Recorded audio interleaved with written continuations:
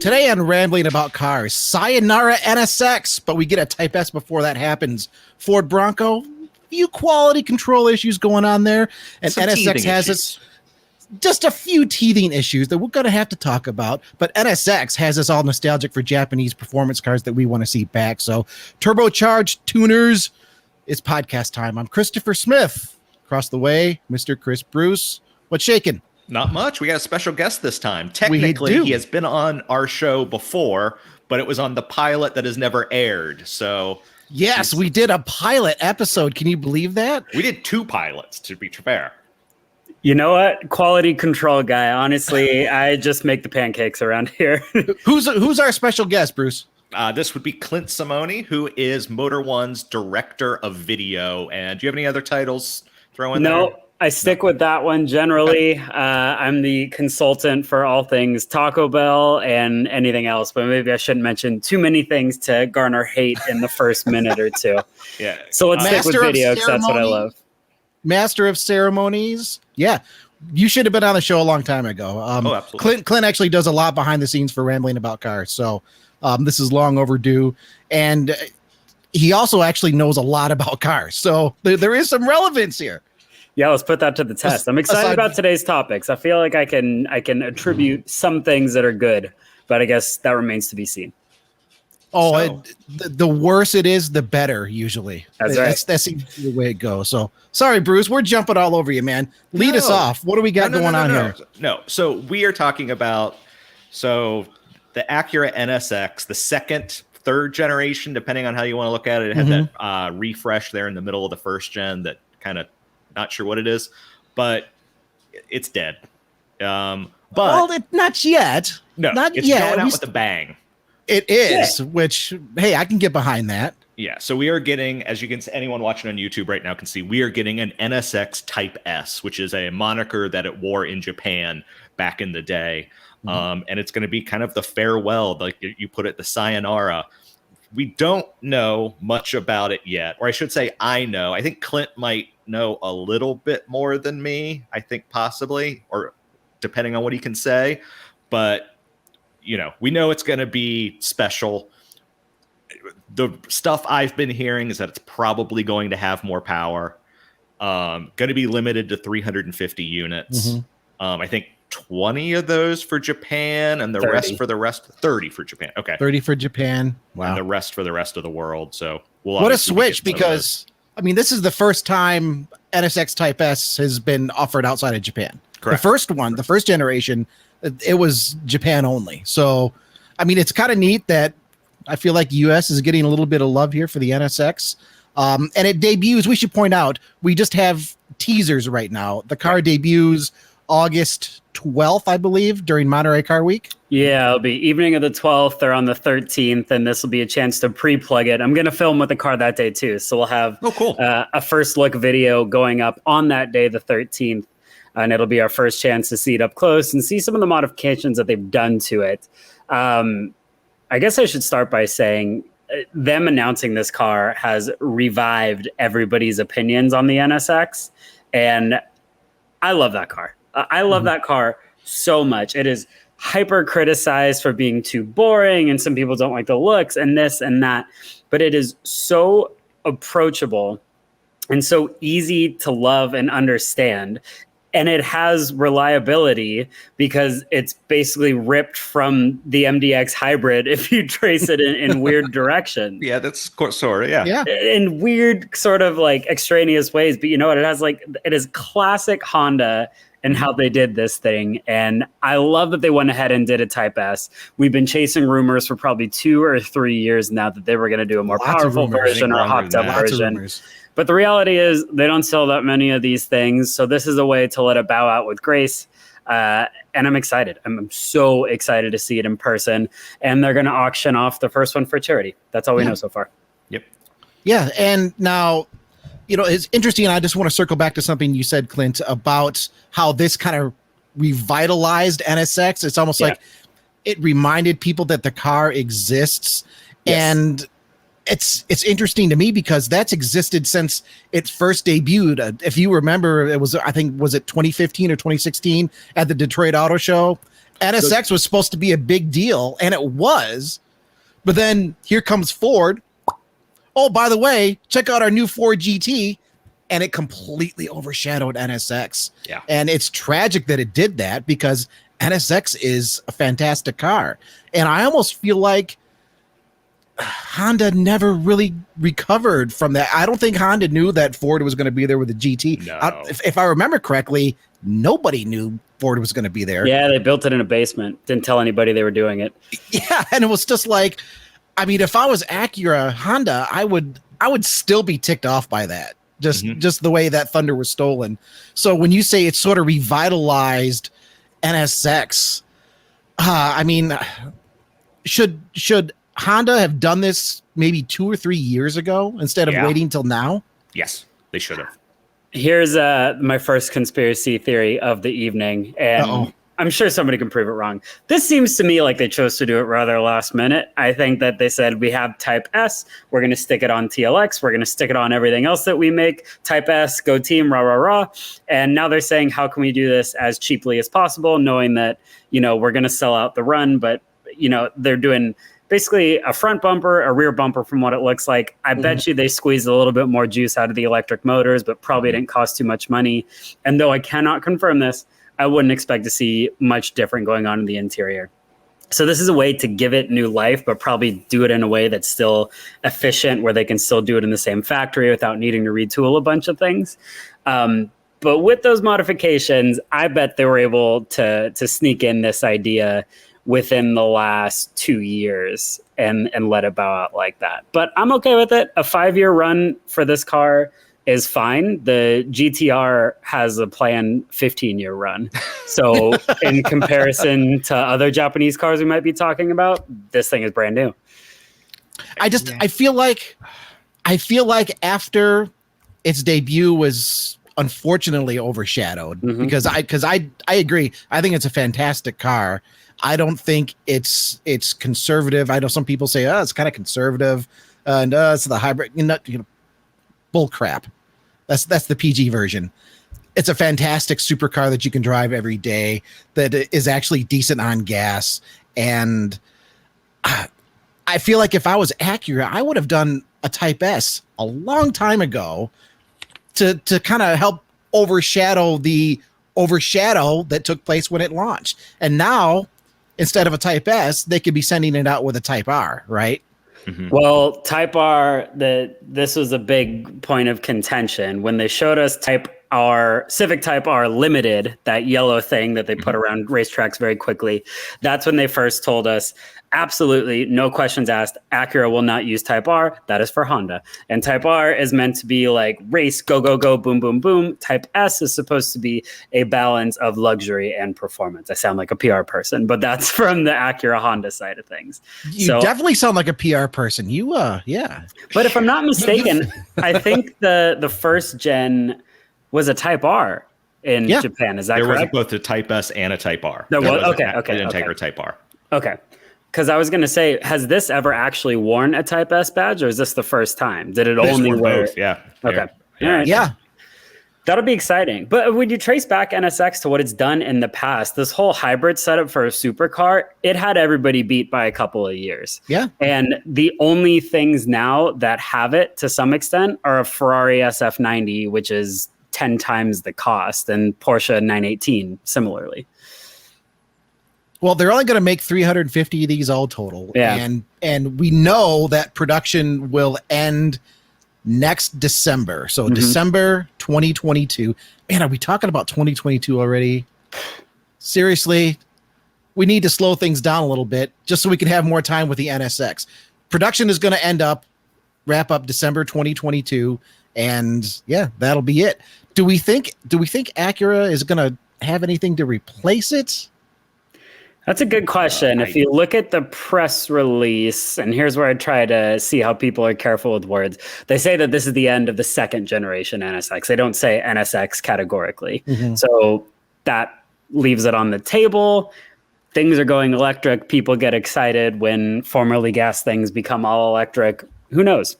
Acura, I don't even think has a laid out plan for their first EV in the coming years, but that would be a hell of a way to get a cool Halo car out of it when the time comes. So for anyone watching on YouTube, this was the original Type S that we're looking at on YouTube now. So a few things to add from my perspective. First off, so I was kind of born and raised in Ohio. For anyone who doesn't know, the current NSX is made in Marysville, Ohio, which for me to get from where I live to my mother-in-law's house, I literally drive through Marysville. So I don't have a direct connection, but I kind of feel like, oh, I drive through there. I know where that car is made. And I always liked the NSX, and I always kind of thought it was a shame that it wasn't more popular. And I remember I was at the Detroit Auto Show when the NSX debuted, the production version. And even then, there wasn't that much interest in it, not only because the GT, but I don't know if you guys remember this, but Acura or Honda had a full powertrain practically ready for it. And ready to go. Scrapped it. Yeah. And had to re-engineer the car and delayed it a bunch. And I just wonder if it hadn't been for that delay, would it have been much more successful than it ended up being? It was probably an extra 2 years on the planning time, I think. It was something like that. Yeah. It's a weirdo. It's a weirdo supercar that doesn't have the badge appeal of a McLaren or a Ferrari. And I don't know. But what I do hope is that they get rid of the damn beak on the front of it and they make it look better from the front. I think it's going to have a larger, gaping mouth like most cars do right now. But they do the front and the rear bumpers the right way. They can give it some extra appeal, and maybe this one will stick on like the first one couldn't. Also, before we transition or anything, let's just take a moment and look at the original NSX Type R. That white, just tell me, am I wrong here? That's gorgeous. It is. It totally is. I don't like white generally on cars, and I always liked the contrast with the white and the black there. Kind of like last week when we were talking about the 80s and 90s stuff with the Subaru SVX, the way you get that contrast with the white and then the black up top. Yeah, that looks really good. Clint, I think you touched on something that a lot of people maybe don't want to talk about, is that at the end of the day, I mean, we are still talking about basically a Honda vehicle, and I think that stigma sucks because it's such a great supercar, and a lot of people will dismiss it because it doesn't have the Ferrari badge or the Lamborghini or the McLaren badge. And I mean, I think the original NSX was subjected to that as well. And right, you know what? It just makes it more special for me. But I think the other thing, we can debate what importance motorsport plays in selling cars. But the thing is that with the original NSX, I can't remember, it either took a class win at Le Mans or it very nearly took a class win at Le Mans. It was very competitive there regardless. So I wonder how much that helped build the mythos around that car, that it was something that was truly competitive. Whereas, I mean, Acura did do kind of GT3 and they raced it, but it was never at that top realm of competition. And it couldn't race with the hybrid system either. Yeah, that too, because of just the way the rules were at the time. These days, things are different, but yeah. Or at least getting there. But in the IMSA series, I believe the NSX GT3 cars can't even run with the hybrid system. So yep, you're absolutely right. It's like ripping some of the guts out of it. I remember I was so excited to drive that car for the first time. And admittedly, sometimes you get in a supercar, if we're lucky enough to drive them, and they just intimidate the crap out of you. But there's something so approachable to that. And then the first time it cuts out at a stoplight and goes in EV, you're like, this is great. This is the coolest thing ever. And as Chris said earlier, you can do 19 or 20 miles to the gallon, and the truck you drive every day does worse. It definitely does worse. And you've had a chance. You've had a chance to drive it. That's something that I haven't had a chance to do. Bruce, I don't know if you've had a chance to drive one. I have not, unfortunately. I wish I had. I mean, can you share with our listeners, Clint, just a little bit more of your driving impression? It was Beyond cool, and we got one that was close to its base price. I've been around two in the past for Motor One. We've done video on one of them if you want to check it out on the YouTube channel. That was a 2019 model year, and that had like $8,000 in carbon fiber, carbon ceramic brakes. I mean, it was full supercar spec, a ton of money. And then we got a second one, that conspiracy theory number two, I think they built to make it more comparable to the C8 because that was brand new at the time. And I think a lot of media outlets were saying, hey, I'm going to take that NSX and put it up against that Corvette, which is a lot cheaper. So I think Acura built one out that was basically bare bones, and that one was extremely lovable. The brakes were still fantastic. The powertrain is obviously still good. The carbon fiber was frivolous anyway, and it was in sort of odd places, but just at its base, the core of that car is so fun. People who have far and away more driving experience than me say that it's boring compared to other things, but I think it's plenty lively, and I think that theater of the car turning off and turning on and having like distinctly different driving modes that work with the electric motors is an absolute thrill. And I think it's going to last. I think it's going to last over time. Oh man, you're going back into the archives now. So this is from 2019. Is this the super nice one or is this the cheap one? This is a nice one. And as the man who is behind the camera in this one, I can ad-lib on Jeff's behalf right now. We started the film talking about the LaFerrari because that was right next to that car, and basically said that, you know, the bare bones of what makes an NSX is the guts that are inside of a LaFerrari. The SF90 wasn't around at the time, but it was also true of the LaFerrari, which is 7 figures, you know, that the idea of a hybridized supercar was really manifested in the NSX. Cool. I just want, you were talking about the video, so I wanted to make sure, give you a little plug there. No, I appreciate that. That was we should plug that into the article that goes out on Friday at motor1.com. If you want to see a little bit more about our history with the NSX and specifically Clint and senior editor Jeff Perez, their history with the NSX. I'm not going to pretend like I'll ever have enough money to buy one, though I can think optimistically. I wonder what will happen to these prices over time if people say, because I don't think the maintenance would be absolutely wild on them, especially if you go for one without carbon ceramic brakes. I don't know what component would be the most expensive thing if it blew, but I think overall that engine and those electric components can stand the test of time too. Yeah, I don't think maintenance is going to be an issue, and I think prices. I don't see prices going down very far, just because they haven't made very many. They haven't sold very many. The people that love it, I mean, you're going to have to get in line and get a ticket and wait for somebody to sell one. Yeah, they're going to be super collectible too. Yeah, I don't think the prices are going to go down. So before we transition to our other topic real quick, I just wanted to point this out. So we have been talking about different variants of the NSX for quite a while. Clint, you were saying 2 or 3 years. Buddy, I got to show you. So this is a story. NSX chief engineer hints at hotter Type R version. What year are we talking? Is from 2015. And I will go ahead and read the quote. Let me find it. So this is from Auto Express. They talked to Ted Klaus, who is the chief engineer. I think everyone who loves cars wants to see a version that we say is pure red. Adding that to the original NSX was initially silver before moving towards red later. So this is the chief engineer in 2015 saying he wants a Type R, and it just never happened. There was a rumor that we chased before the Tokyo Motor Show in 2019, definitely pre-pandemic. My brain is scrambled eggs. And I was going to the Tokyo Motor Show, and we had chased some rumor that there was going to be a hotter version that debuted there. And I was on the phone with any source that I did have, and kind of referring back to what Chris Bruce said earlier, is they make the car in Ohio. If Japan was going to do something with the car, the US would have known about it because they would have needed a donor car to work on. And nobody in Ohio had any idea that a hotter one was coming. So I would wager that in 2018, 2019, this car didn't exist. And that goes along with my first conspiracy that they decided to do this rather late in the game. But I'm not mad about it. I think it's a great way to let this car go out with a little bit of a bang, which it deserves. I would hate to see an article, Acura killed off the NSX, because we know we would write it, and we know that a lot of people would click on it, but not giving the car any extra mojo at the end would have sucked.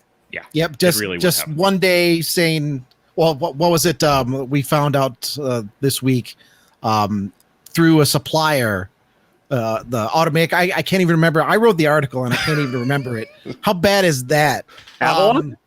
Oh yeah, thank you, Clint. Avalon, Toyota Every Avalon. grandparent in America is upset with you right now. Do you know that? Including my grandparent. And our coworker, Jeff Perez. And Jeff Perez, yes. I mean, could you imagine finding out about it that way? Acura sends a message to its suppliers saying, we're actually going to end production of the car, so you don't need to worry about building these parts anymore. That would be such a sad way to go. I know. That's a sad way to go for Avalon, too. They come out with the TRD. It's kind of cool, but... Speaking of building and producing cars, we need to talk about a car that is currently being built and currently being delivered to dealers and kind of the very first wave and is having a few issues. Do you want to tell us a little bit about that, Smith? I mean... Yeah, we can talk a little bit about it here. What is this mystery vehicle? And it rhymes with Onco. I have no clue what you're talking about. I've never heard of such a thing. So I'm going to start this off by saying just about every brand new vehicle in its first year, you're going to have some minor issues. And that's really what these are. But yeah, we have to talk about Ford Bronco because it's Ford Bronco and the hype for this vehicle has just been off the scale. Ford is trying to build as many as they can. They've been turning their reservations into sales at very impressive rates. But yeah, I mean, we've been just the last couple weeks, I think, Bruce, we've had issues with. We've had 4 reports, 3 of which are about the roof in some aspect. Yeah, the soft top being rubbed through. The soft top rubbing against the roll bar, taking the paint off. Yep. Article that I wrote here, I can share this up here really quick. In the meantime, I'll plug my friends at TFL Off-Road, their channel. They bought one. Yeah, I saw that they bought one. The roof makes all sorts of noise. My good friend lots of noise. Tommy in that video is reporting it doesn't stop making noise. When we drove it for the first time on the media drive, there was enough wind noise that I felt like I was driving along in like a tent on the highway. And the engineer said that the car we were in was an anomaly and that we shouldn't expect that out of the production car. But I don't know how much I believe that now. So, I mean, the article that I wrote, the guy had a lot of attention over the weekend. There's whistling noises kind of going along with what you just said, Clint. Whistling noises, and I was trying to do just a little bit of backstory, a little bit of research. It looks like there's a couple areas that are being looked at least from owners. I got confirmation from Ford that they're doing something with the grill. Apparently, the grill on certain models, and I'm going to have to look at the article to remember exactly which models here. I was thinking the whistling issue is something about the side mirrors, or there's another airflow, things like that. There are 2 whistles. So Ford issued a TSB that the whistling due to a seal around the grill applies to the Bronco Big Bend and Outer Banks trim levels, presumably because they have a specific grill design. Apparently air is getting in through there and it's doing its magic dance around this hood seal, which then makes a noise. That's my impersonation of a Bronco whistling. That's good. It's totally not. I got to get a better filter here. But there's a TSB on that, and they're supposedly working on a new seal. But there's another issue that Bronco owners have been talking about relating, Bruce, like you said, to the side mirrors. And that seems to be more of an issue that I've been seeing at forums, people talking about, because they can actually move the mirror. They can put their hand in front of the mirror and get it to stop. And it seems like some of them have pinpointed it down to little gaps in the mirror where air is apparently going. The mirrors weren't put together quite as well as they should have been, I guess. They're putting pieces of tape over the gaps in the mirror, wiping out the whistling noise. And there was at least one video that I heard where you hear a whistling noise. I think it started up about 70 miles an hour highway speed. And I mean, it wasn't blasting your ears, but it was clearly audible in the video. And it would drive me mad if I had a whistle like that. So, I mean, there's the whistling, there's the holes being rubbed into the roof. I mean, there's just a lot of little issues cropping up here. So here's what I would have to say about that, though, is that it's the issue of being an early adopter. And, you and I wrote the story we're looking at now, which is where so it's not the actual soft top that's rubbing the paint off. It's the mechanism. Apparently, from what we've seen, I haven't experienced an actual Bronco to be able to check this out, but there's some lateral play in the mechanism that is causing it to rub as you put the top down or put it back up. But the thing is that being an early adopter of a vehicle or of literally any product kind of comes with certain issues. Like, everyone wants to be the first to own something, but unfortunately, when you're manufacturing things, these little things pop up. And something I saw on some of the forums that we've looked at is that the excuse, or maybe not excuse, the explanation that people are presenting is that Ford hasn't built a soft top vehicle like this in quite a while. Obviously there's Mustangs and stuff like that are soft tops, but this is kind of a different thing. But I mean, how long was this in development? How long was this in testing? I have to think. Well, I don't know. Maybe I shouldn't think. I have to think that some of these issues, especially the whistling, would have cropped up, especially with how common we're seeing it being reported. I mean, what if they switch suppliers in the pandemic too, in some instances too? Chris Bruce is right, though. I mean, this is a thing that comes along with being an early adopter. Yep. You remember the first year of the C8, it looked like somebody was absolutely hammered. Whoever did the stitching on the passenger side is kind of going off at a roller coaster angle. the stitching, the missing bolts from the front fascia from some of the vents. Yep. The only other thing I have to say is I'm sorry, Ford, but this is the flip side of your car being popular. We gave it all the attention in the world on the way up, and the car is phenomenal. But when there's a spotlight on a vehicle, you get stories like this. We wouldn't have even reported on it if somebody said, "Oh, there's an Alfa Romeo that has a wind leak that's causing a squeak." Nobody would have cared. Alfa would come back and say, "That's part." No, it's great. That's a feature, not a bug. Yeah, we built that in specifically. It's part of the charm. Moving on. But no, you're both right. We are talking about this because there is a spotlight on Bronco, and I mean, come on. Would you accept these kinds of flaws in a $175,000 vehicle? I mean, let's be realistic here, folks. Come on. These are selling for $175,000 on eBay. No, they're not. I don't know. They're listed. They're not, and B, it's not. They're listed for $175,000. Yeah, we went through this last week, dude. We need to have a real conversation if there's any proven sale of these things in the six figures, because that is just inappropriate. No, there are proven sales in the six figures. We looked at them last week. I think according to eBay, I think we had two or three completed sales. That now, of course, we can't contact we don't know the if owners. The buyer followed through and signed the check, but they at least sold for that much. I can't think like a wealthy person because I'm not one, but I guess if you want it now, you want it now, right? I mean, waiting is not a thing that people of means like to do, so I guess that makes sense. But it's worth its MSRP, I think, if you pay I totally think it is.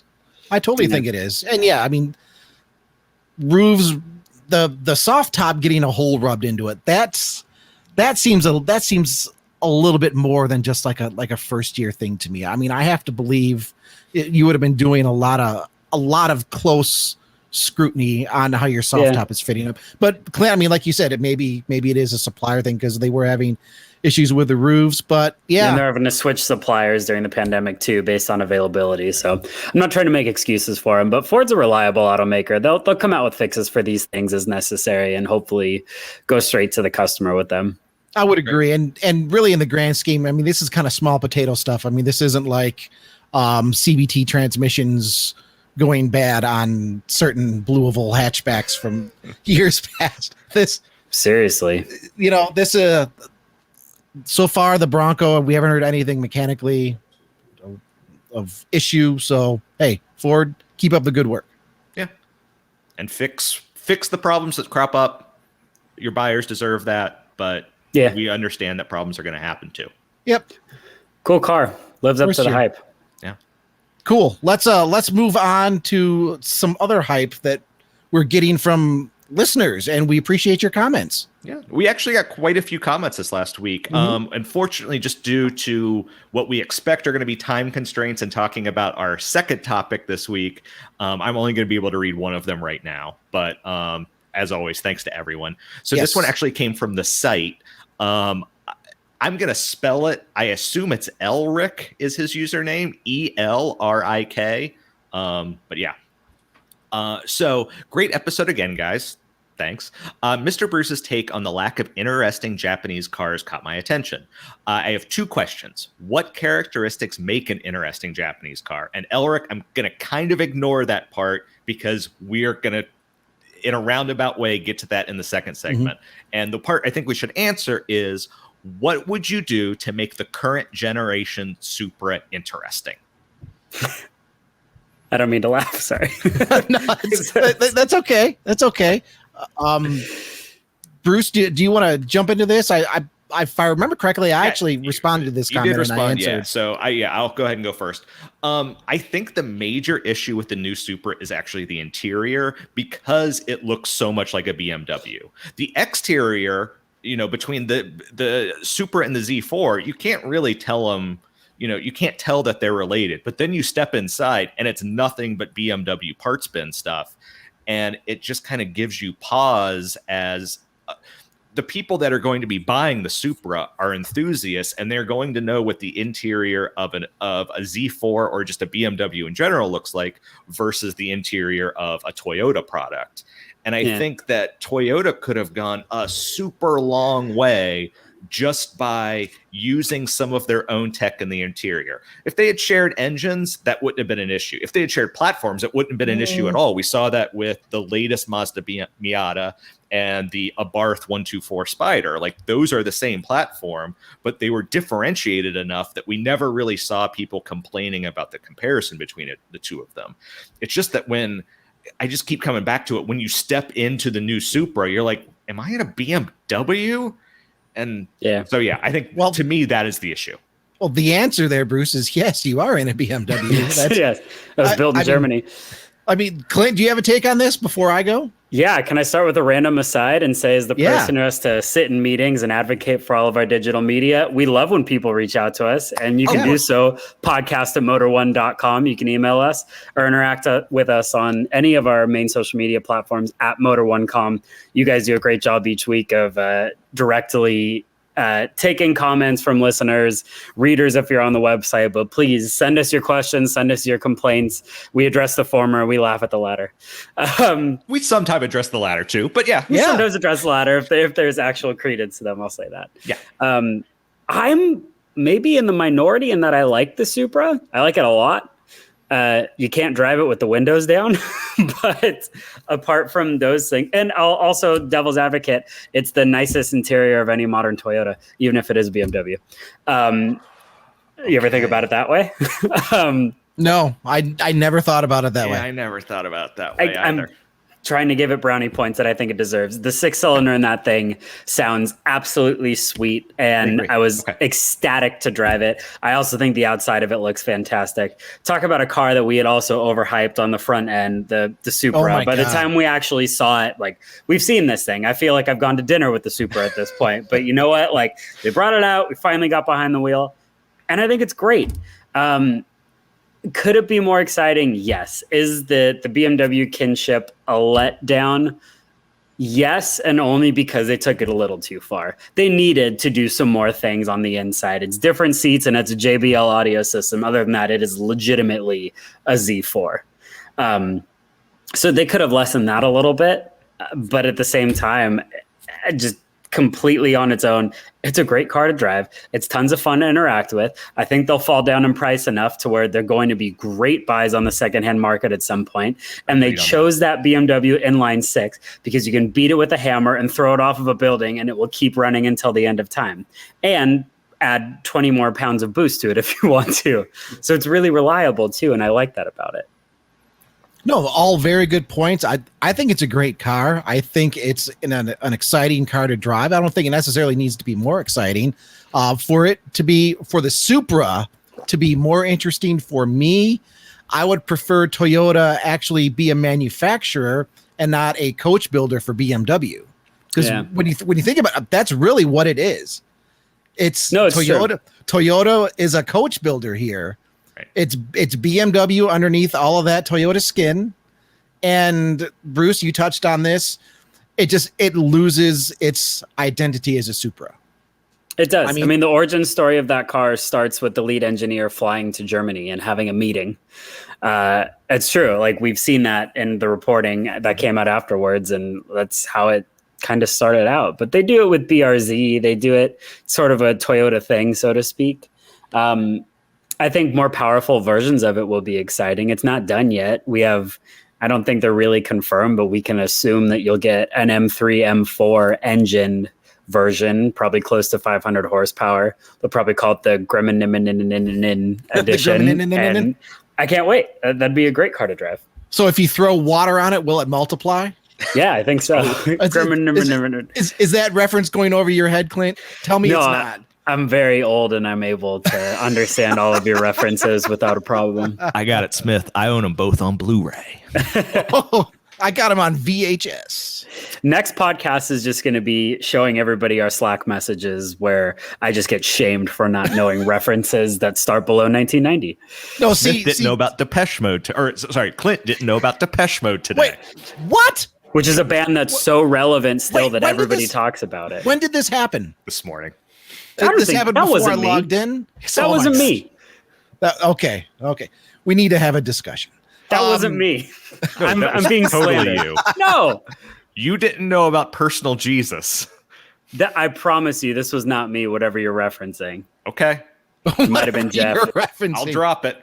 I'll look at the Slack log tomorrow and get back to you. We can get the receipts, but for what it's worth, I don't know what you're talking about. But I didn't have those messages.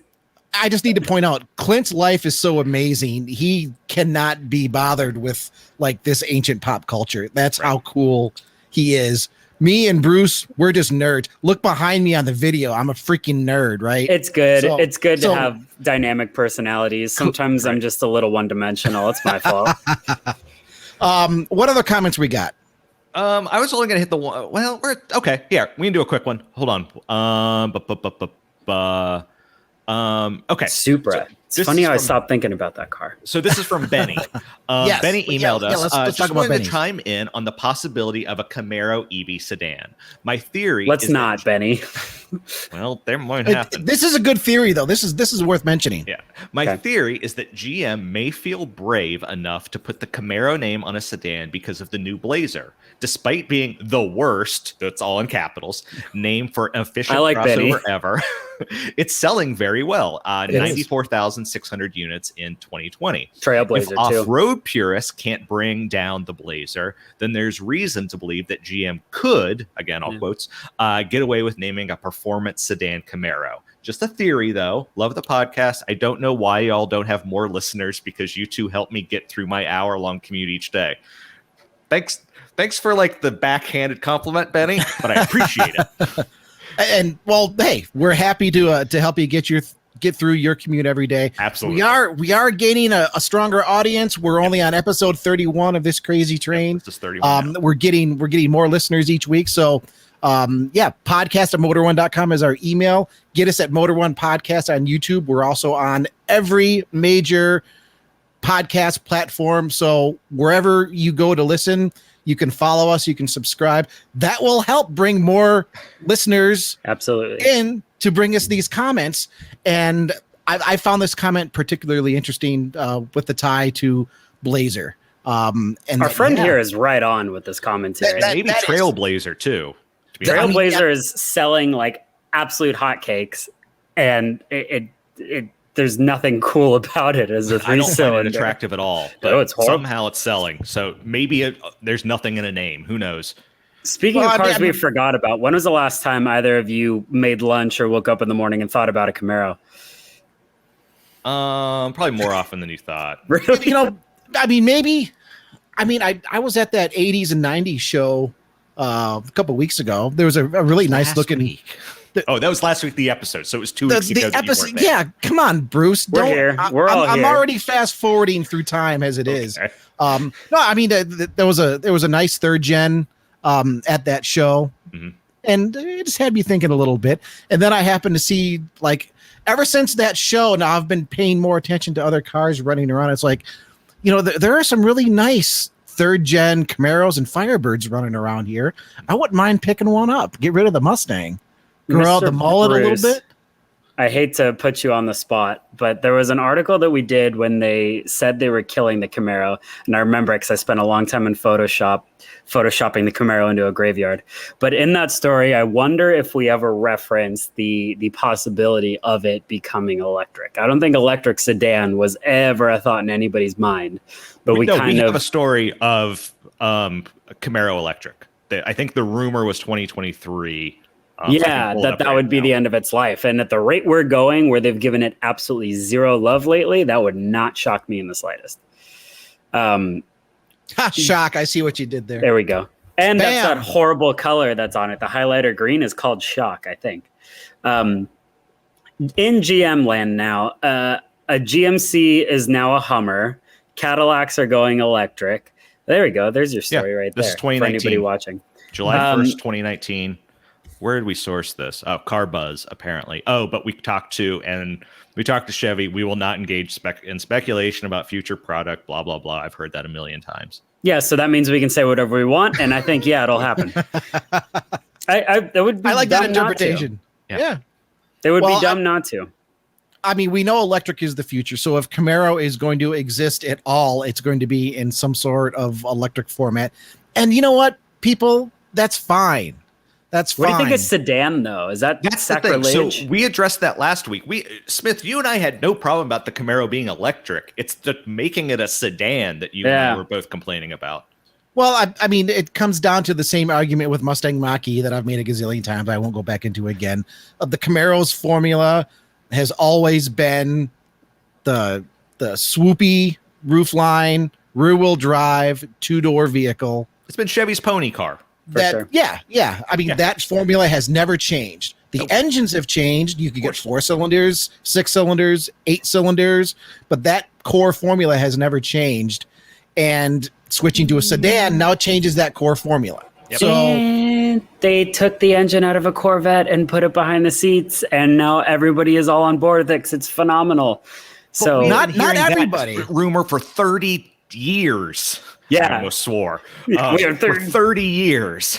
Sorry, there's also a wicked lightning storm out my window right now, so I feel like I'm getting this really dramatic lighting to go along with this commentary. Sweet. So you have to say something diabolical. At this point. Something like that.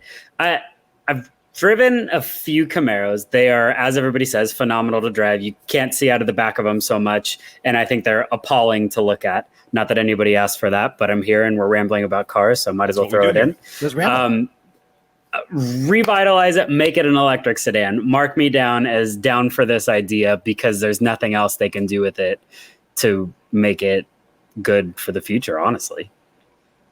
Yeah. And I think our discussion last week was, is it better to let the name die as opposed to trying to reinvent it into something else? And my argument was, you know what? I think maybe you need to let it die. Really? Because it stood for one thing. And if you reinvent it, it's dead anyways. What it originally Hummer? Was, it's dead. Nobody cares about Hummer.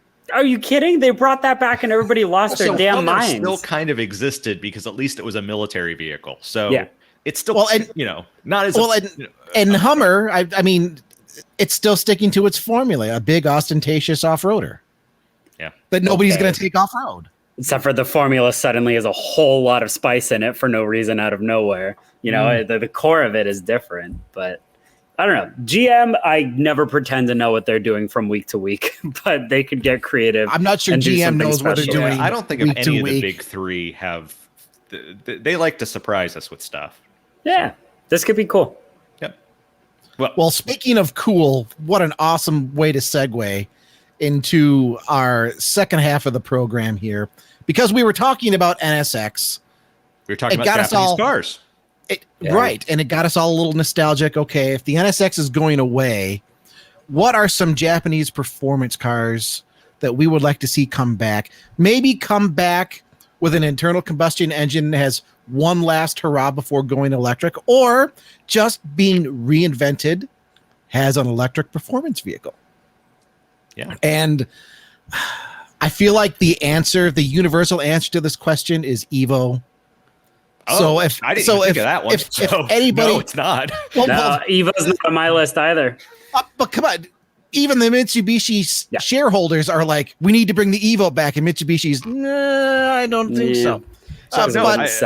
Okay, well, hey, if nobody has Evo, then hey, let's break into it. Let's go over our picks. Who wants to start? Honorable mention to the Evo. Fantastic car. I mean, it is sad that it's no longer around for sure. I mean, I feel like that's the Japanese performance vehicle that almost everybody wants back in some manner. They want it back. Maybe. Mitsubishi's in a weird place. Anyway, okay. So just for listeners that you need to know this right now, these are all going to be surprises. We all picked two. Yeah. And none of us discussed them beforehand. So yeah, and I think mine are horrible. No. I don't think there's a wrong answer. Maybe there's a bad way to argue it, but there's no wrong answer. Yeah. Who wants to go first? Who feels confident in their choice? I think Mr. Simone should go first since he's the guest. He's the esteemed guest. That's polite of you. I appreciate that. Sure. Just wait. Let it rip. The first one is not controversial. The Subaru WRX ... hatchback. Give me the damn hatchback back. It looked way better than the sedan, way more practical. Anybody who didn't want a GTI did want that car. You could get it with a stick, all that good stuff. Mud flaps on the back of it. Like, the hatchback ruled. I remember wanting that car so badly when I couldn't even dream of affording one in high school. And I just thought it was the greatest thing. I mean, I love the quad exhaust on the back of it. I love the way it looked, period. And the sedan, we're going to see a new one at the upcoming New York Auto Show. It's going to be boring as sin. I mean, STI will be good to drive. It'll do all the good things we wanted to because Subaru knows how to build a performance car. But give me the hatchback. I mean, I'm biased because I love hatchbacks and I love performance hatchbacks, but I don't understand why they got rid of it. I think they could almost convince people that it's somewhat of a wagon or a lifted crossover or whatever and sell more of them. Do you have a specific era of hatchback that you're specifically aiming for? Yeah, probably like a 2012 model year. Does that sound right? That's about right. Yeah. Yeah. I mean, they had those in there. Let me see. Preferably in gray with the mud flaps. Because there were only two generations of the hatchback. Yeah. Right? Otherwise, it's always been a sedan. Yeah. Or a coupe or however you want to say it. I think that's right.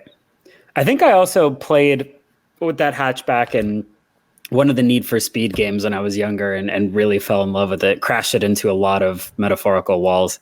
That's it. Yeah. Look at that. And that's the rally spec too. That's fantastic. That was a good looking car. It's not my favorite generation WRX, to be honest. But I also like it. I'm still a first generation. Sure. I'm a first generation guy. I like the bug guys too. But yeah, that was a pretty good car. I would have to agree. But I mean, isn't it kind of trendy to get rid of your hatchbacks because they're hatchbacks? I would be happy if Subaru brought it back and just called it the liftback. It's not or they could call it the Sportback. It's still the same thing, right? I mean, Ford Focus RS is gone, but Ford doesn't make cars in quotes anymore. Honda Civic Type R is kicking ass, taking names, and the next generation will be great as well, I'm sure. Volkswagen GTI still exists, thank God, in everything that matters in the automotive world. So I think there still is a place for it, devil's advocate. Okay, I mean, mostly agree with those statements. Yeah, it's acceptable, although we still have a WRX. It's just not. It's just not a hatchback. So I don't know if I consider that cheating per se. But no, I don't think it is. Yeah, but the Civic hatch is better than the Civic sedan, just objectively. So I think in general, hatchbacks are slightly better than their sedan counterparts. Okay, fair enough. Bruce, fair? Why don't you go next here? Okie doke. So I had to get creative here because anyone who has watched or listened to Rambling About Cars, they will know that whatever you're about to pick is also my pick, probably. Oh, there's maybe that. We really didn't share these with each other ahead of time, so I'm curious. No. Yeah. So, but the natural two I wanted to pick were Subaru SVX and Mazda RX-7. but I thought that was too obvious for me. Sure. So I had to like kind of move on to a different place. Challenge yourself a little bit. So I was thinking about it. I'm legitimately nervous right now. So I shot this pic 2 weeks ago when I was at that show, and it's kind of got my gears spinning. Why isn't there a new Toyota MR2? You're not the only one to ever think that. 2 seats. You could do it as an EV easily. Just throw the electric motor in the back. Yeah, the MR2 was never really defined by its powerful engine. Yeah, right. God, that looks great. Don't get rid of that yet, please. That looks fantastic. Well, here, seriously, that's in the interior is very, very 80s. It is probably one of the most angular interiors you will ever see. I'm impressed, Bruce. I'm supposed to be a little nitpicky, but I can't. That is such a logical. That's fantastic. That's such a logical choice for Toyota. But there's nothing. And Toyota should build it themselves. Don't let. Well, there's that too. I mean, don't get like a Nissan Leaf and change some body panels and call it the MR2. Toyota, you can build this. Yeah, I mean, yeah, you make a 2-seat coupe, T-top, whatever you want to call it, and you throw the engine in the back. Here, if you give me just 1 second, here's the T-top version. This is the 2nd gen where it kind of became. The styling is definitely Ferrari inspired, I would say. It's kind of a baby Ferrari 348. I thought the 2nd gen was just fantastic. I mean, I like the 1st gen, but they're both great. The first one is like that super razor sharp thing, and the second one is just nothing but curves. Oh, that's so good. Have you guys driven either of those? I have not. I haven't driven a 1st gen, but I haven't either. I've ridden as a passenger. I mean, it's a small car. It's kind of cramped, but my kind of thought was it's fun. It's just fun. That's the best way to describe it. Is just fun. It doesn't try to be anything more than just fun. Yeah, we were talking a few weeks ago that the cheapest true convertible on the market right now is the Miata, and it makes me like Toyota could make a Miata competitor, and okay. Make it an electric Miata competitor, as opposed to selling it for, I think the Miata was like 24 or 25 it started at. Sell something like this, started at, maybe 35 even. I think would be people to buy something like that. And they would happily point you in the direction of a GR86. Maybe, maybe. I'm not saying I'm in product planning. I'm just saying what Japanese sports car would I revive? And kind of after I picked the first two I would think of, I think MR2 would be a good way to go. I love that answer. I love it too, and I think it's rather poignant considering our discussion today. I mean, Toyota, the 86, that's kind of a Subaru. Supra, that's kind of a BMW. Toyota, man, just bring us back the MR2, build it yourselves, make it all electric. We know electricity. Mm-hmm. I mean, I can't believe that I didn't think of this, especially over this past weekend, because I met up with an old friend at a local car show that I was just walking through, and he told me that his wife, she was actually just gifted an MR2. Oh wow! What generation? What model? I think it was a 1st generation. Ooh. We might have to talk about that after the show because they're small. I could fit that behind my Mini in the garage. Yeah. So.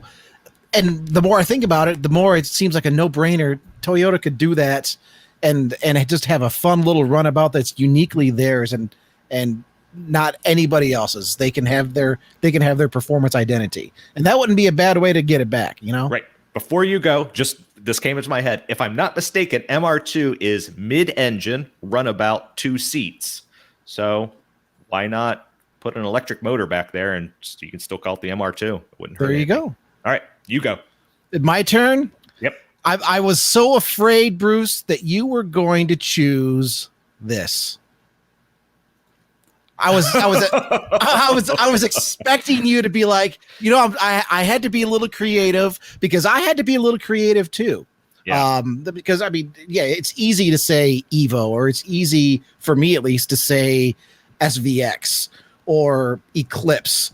I was close to picking the SVX. I nixed the RX-7 because I thought it was too obvious. But I'm like SVX, I kept coming back. I kept coming back to Mitsubishi because I feel like Mitsubishi, they're the ones that really need to revitalize themselves in a manner like this. So for those not on YouTube who are listening and are like, what the hell is Smith talking about?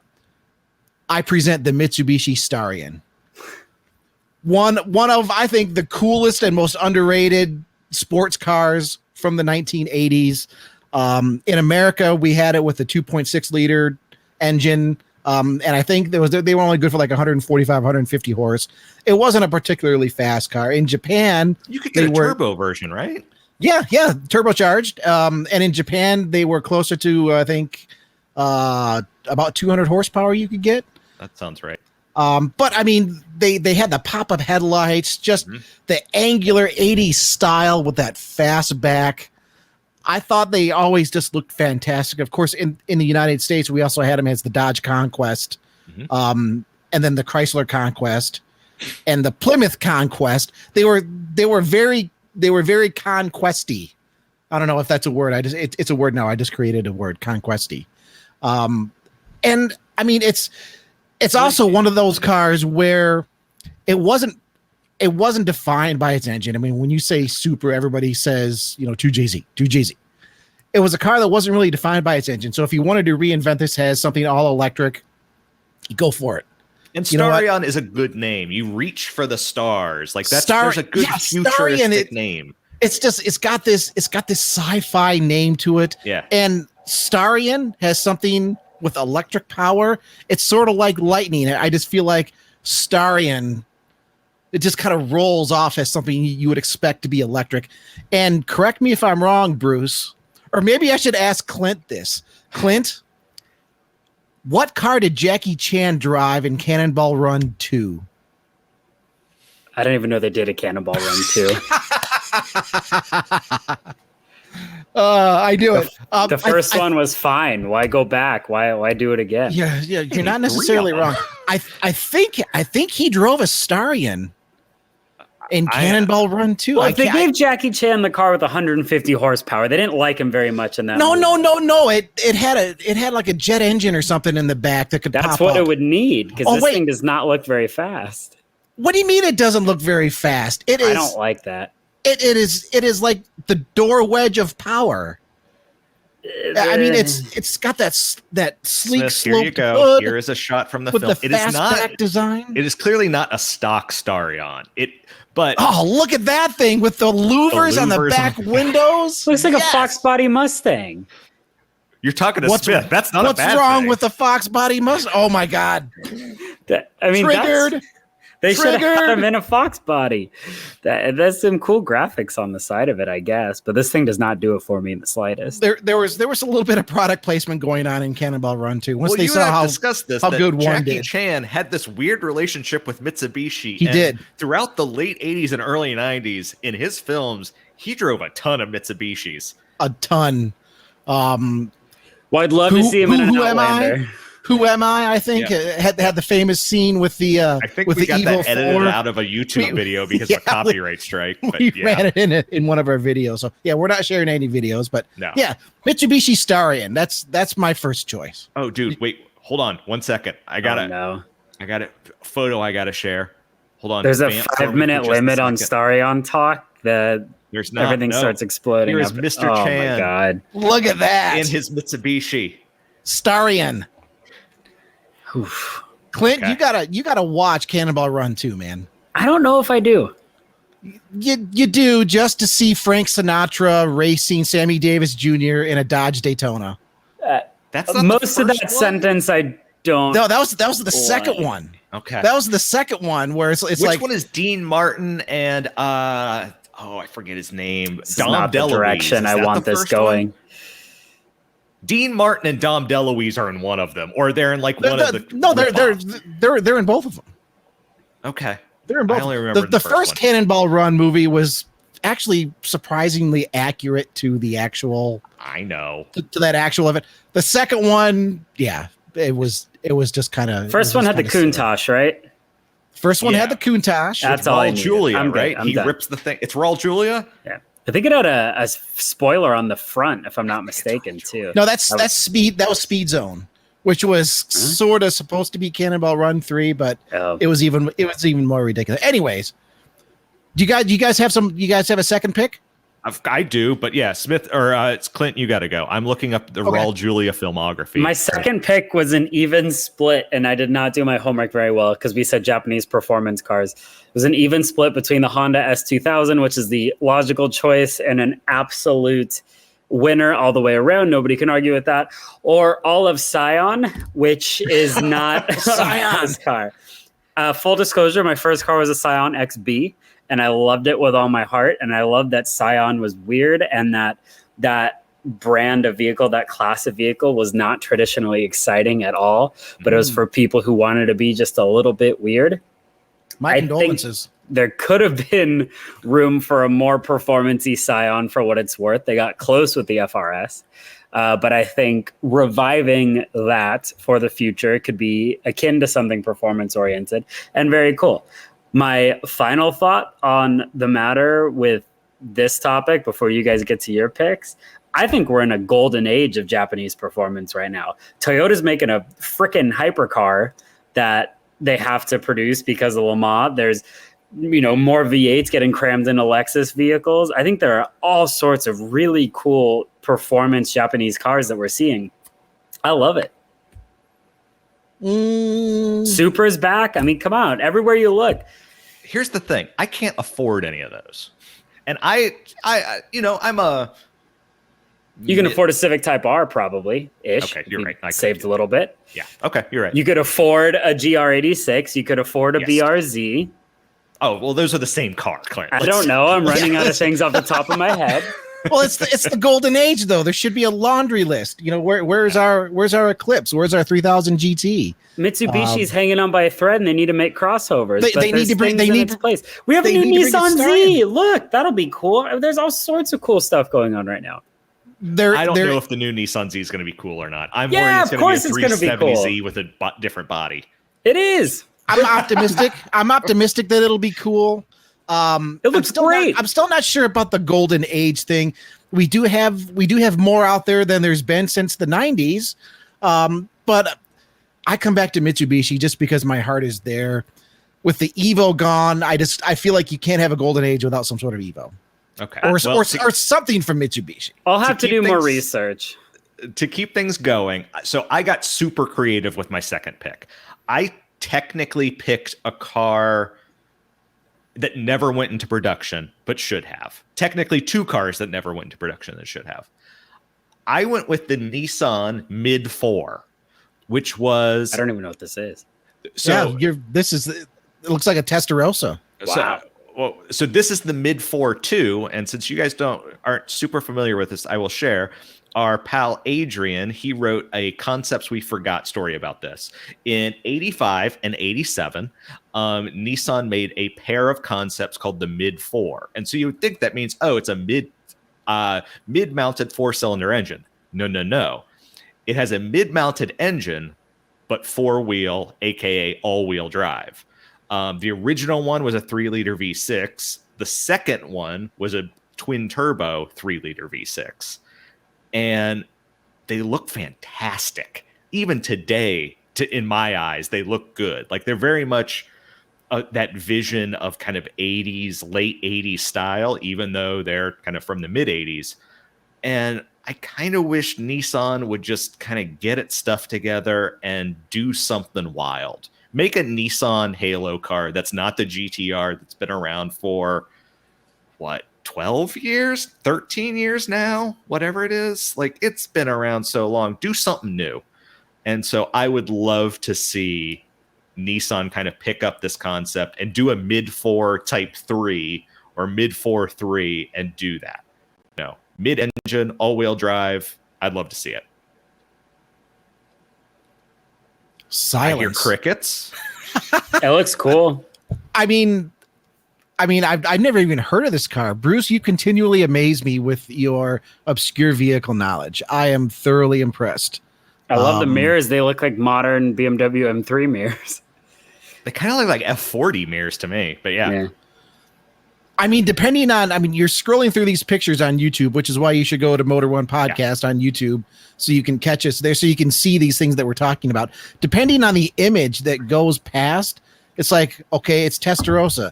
Now it's a little bit XJ220. Now it's a little NSX. And now it's NSX NSX. that I've got up there. Yeah. It's just like, and keep in mind, this is 87. Yeah. So the NSX this predates NSX. Right there, I almost see like a little bit of Ford Probe in the front. This is gonna kind of keep me up tonight thinking about this car. This looks great. Okay. That's Dodge Stealth right there. That one, yeah, it is. I'm seeing everything. Holy crap! You're hallucinating. You would be horrible in a police sketch situation. The hair was a little bit shorter. No, a little bit long. Actually, there was no hair. Yeah. I would not be good in that situation. That's an interesting choice. I don't think Nissan has the funds or the Moxie to do it right now. I don't. Yeah, I agree. I mean, we'll just be happy with the 400Z. I think the 400Z will be all right. Yeah, but here's the interior. It's very 80s, but it also looks good. Like this looks like. You look at this, and this doesn't look like a concept. This looks like a car that could have gone in production in 1987 and been ready to go. Yeah, it's cool. It does look very very finished for a concept. I would agree. It does. Yeah. It looks like they had it close. Okay, Smith, you're up. Last one. Clint already stole my thunder a little bit on this one. I love the S2000. I so love the S2000. How could you not? Yeah, it is impossible. I hate to say this, but I know a lot of Mustang people that just think it's ridiculous because it doesn't have 8 cylinders, and I want to slap them every time. And it's just like this thing. Few cars, in fact, this is the only car I've ever driven where you hear the just overused cliche of, oh, it fits like a glove. This car really feels like it fits like a freaking glove. When you get behind the wheel, it's one of those cars where you really feel like you are part of it. Like it's an extension of you just moving around. Honda just had magic with the S2000, and listening to that engine hit 8,500, 9,000 RPMs is glorious. I so miss it. I think, and now this is one where I don't know if you could redo it as an electric vehicle, because that engine and that exhaust note, it's so tied into that car. I would love to see like Honda's last hurrah with the internal combustion engine be a new S2000. Yeah, and for anyone listening, we don't usually give buying advice, but right now, if $20K for a very nice one, $15K, maybe if depending on your area, 12 or 13, if you've got that money, you can still get a really nice one of these, and send me a tip later on PayPal or something, because these things are going to skyrocket in price. Yep. And you can still get them. They're climbing back up, but they're kind of in that trough of the depreciation curve. This is one not to sleep on. If you think you want one, now is the time to get one. God, and they look good. They look so good. Yeah. They look good. They feel good. They sound good. This particular car that we're looking at right now on YouTube is actually owned by a person that volunteers down at the Air and Space Museum that I've volunteered at here in Rapid City from time to time. So he has strict orders that when he's thinking about selling it, to give me a call. That's good. That's such a gorgeous car. He doesn't drive it nearly enough, in my opinion. I mean, I hate doing himself a favor a little bit. I hate to sound like a fanboy. There aren't many cars that I fanboy out over, but the S2000 is and will always be one of those cars. I agree, 100%. And Smith, I think you and I actually referenced this in an earlier episode, but just look at, by modern standards, how pure and Spartan that interior is. Like, that little cover is hiding the radio, so there's no infotainment screen. The radio is hidden unless you want to see it. Otherwise, it is an instrument cluster, a gear shift, and some HVAC controls, and that's it.